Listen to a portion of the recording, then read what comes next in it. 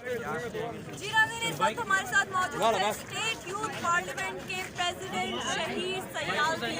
और कुछ रोज पहले हमने देखा कि इनका कहना है कि डब्बू के खिलाफ नारे लगाते लगाते पहुंच गए ये जेल, और जेल में कैसा बर्ताव हुआ वहां से शुरू करेंगे बात। जी वैन जेल में बड़ा अच्छा बर्ताव हुआ। वहाँ का अमला क्योंकि मुसलमान था, अब इंडिया से तो आया नहीं था, उसको ख्याल रखा। अब डब्बू साहब की जहाँ तक बात है तो बरतुल्ला बाबर साहब कहते थे कि जब वो अपने अरूज पाते हैं अपनी औकात भूल जाते हैं और कितने कम ज़र्फ़ हैं ये हुक्म चंद कुंकों से भूल जाते हैं। सवाल ये पैदा होता है कि इस मुल्क में जब इतने घटिया किस्म के स्लोगन्स लेके लोग मेन स्ट्रीम में आते हैं, हम क्या चाहते हैं, हम क्या चाहते हैं,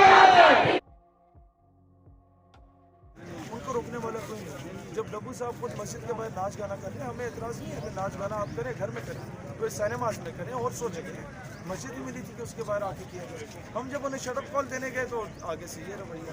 तो खैर इससे गवर्नमेंट को मैं समझता हूँ हमारा जो एक दुश्मन है वो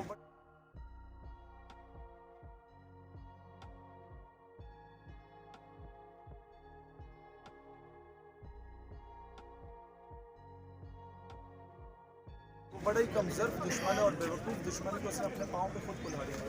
ठीक है, यहाँ पे शहीद साहब आप मुझे ये बताएं कि क्या आपके हौसले पस्त हुए जिस वक्त आपकी बेल ना हुई? अगले दिन भी आवाज़ बार बार उठाई जाती है अवाम की तरफ से, लेकिन आपको रिहा नहीं किया गया। तो आप क्या कहेंगे कि उस वक्त आपकी क्या कंडीशन थी वहाँ? मैं खुश था कि एक रात थाने में गुजरी, एक रात जेल में भी गुजरी, और जब पता चला कि यहाँ मौलाना अब्दुल सत्तार खान न्याजी रहे हैं तो मैं तो हवाओं में था। क्या किस्मत है कि उस जेल में रहते। ठीक है, यहाँ पर आज हम देख रहे हैं कि आप औरत मार्च, आज़ादी मार्च जिसको वो नाम देती हैं, उस स्लोगन के खिलाफ खड़े हैं कि मेरा जिस्म मेरी मर्जी। जब औरत कहती है बस कर दे, मेरा जिस्म मेरी मर्जी, मेरे हुकूक मेरी मर्जी, मेरी तालीम मेरी मर्जी, मेरी आमदनी मेरी मर्जी, मेरा वजूद मेरी मर्जी, मेरी शादी होना ना होना मेरी मर्जी। इंसान का जिस्म अल्लाह की मर्जी, हमारा जिस्म अल्लाह की मर्जी, हमारे जिस्म अल्लाह की। तो आप इस स्लोगन को किस तरह से देखते हैं? सवाल उस स्लोगन का नहीं है। जब वहाँ पर होमोसेक्सुअलिटी की बात की जाती है तो हमें दिल का अजाब इस वजह से, जब वहाँ पर बात की जाती है कि हमें बाप से आज़ादी चाहिए, भाई वो बाप उसके जिस्म के कपड़ों पर पेवन लगे होते थे, वो तुम्हारे लिए अपने सब कुछ कुर्बान कर देते, मैं कपड़े लेके देते। वो माँ जो गीले बिस्तर पे लेट जाती थी और अपनी बेटी को सूखे बिस्तर में लेटाती थी, खुद भूखे रह जाते थे, बच्चे को यहाँ पर आप मंजर देख रहे हैं कि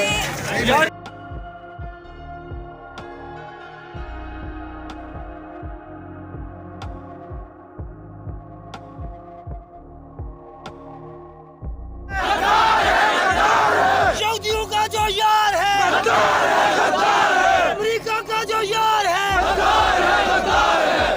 इंसान का जिस्म अल्लाह की मर्जी, हमारा जिस्म अल्लाह की मर्जी, हमारे जिस्म अल्लाह की मर्जी, हमारा जिस्म अल्लाह की मर्जी, अल्लाह की मर्जी। सर जिंदाबाद। इनको एक मिनट, मैं अपने पुलिस के भाइयों को कहता हूँ आप काबिल कदर है, आपने हमें पूरी प्रोटेक्शन दी, बहुत शुक्रिया। लेकिन हमारा मजमा खराब करने के लिए उन गंदी आंटियों ने अपने बच्चे को भेजा, नाजायज बच्चे को, या उससे गिरफ्तार करो या उन पे FIR काट के दिखाएं हमें, हम चले जाते हैं। इतनी पुलिस में एक मतलब भाग के चले जाए। जीना होगा, मरना होगा, जीना होगा, डरना होगा, डरना होगा।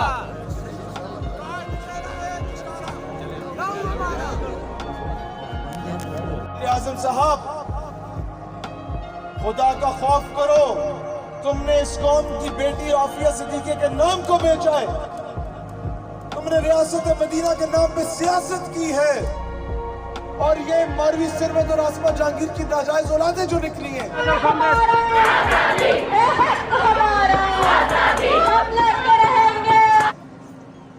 मेरा इनसे सवाल है कि ये पाकिस्तान जिसने तुम्हें तुम्हारे राइट्स दिए, ये मुमलिकत खुदादाद जिसने इस्लामी कवानीन दिए, अगर ये ना होती ये रियासत ना होती जिसके खिलाफ तुम निकले, ये नजरिया ना होता जिसके खिलाफ तुम निकले, तो आज तुम्हारे रेट लखनऊ, मुंबई और दिल्ली के बाजारों में लग रहे होते। मीडिया को ये दिखाना चाहिए था कि जब इस कौम की बेटियां निकली थी तो इस कौम के बेटों ने हाथों की जंजीर बना के उनके तकद्दुस और हया का ख्याल रखा था।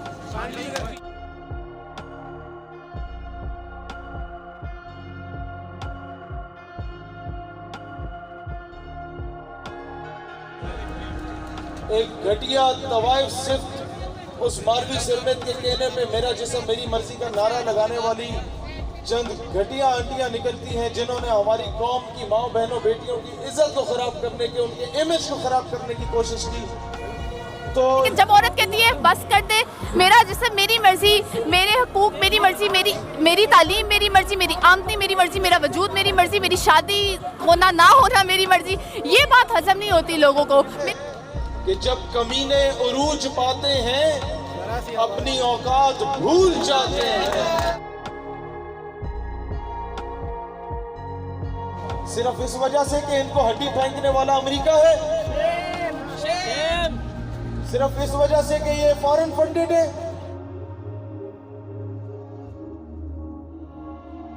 एक टॉफी को आप रैपर के बगैर फेंको और एक टॉफी को आप रैपर के साथ फेंको, तो हर चूड़ा चमाड़ कीड़ा मकोड़ा किस पे जाके छलांग मारेगा?